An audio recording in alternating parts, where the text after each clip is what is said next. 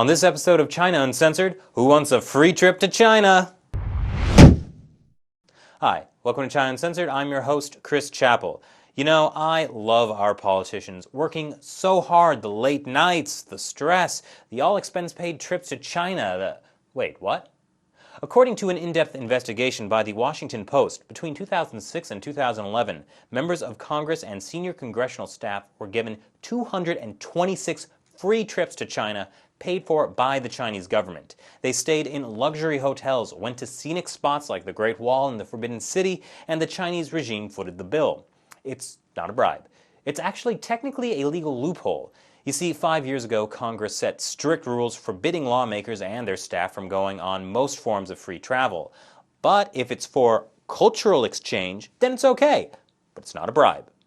So let's have a quick breakdown for clarity. A foreign lobbyist buys a $3 cup of coffee for a congressional staffer. Illegal.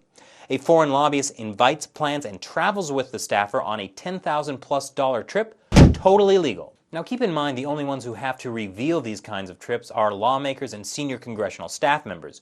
Junior staffers don't, and they potentially make up the majority of people getting these free trips to China. Since it's next to impossible for them to travel for free on official trips paid for by the US government, they're the ones getting sent on these extravagant trips.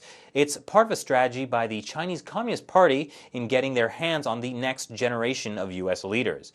I got that lovely piece of information from a Chinese defector who used to be an intelligence officer. The Chinese government plans to build a good relationship with them and exert some influence. Another reason is the CCP wants to find those who share the CCP's appetite or are easy to develop further relations with during the visit. The CCP will have further and closer contact with these officials at a convenient time. Now, it seems to me this could create a potentially, what's the word I'm looking for, horrendous conflict of interest. But hey, I'm not a lawyer.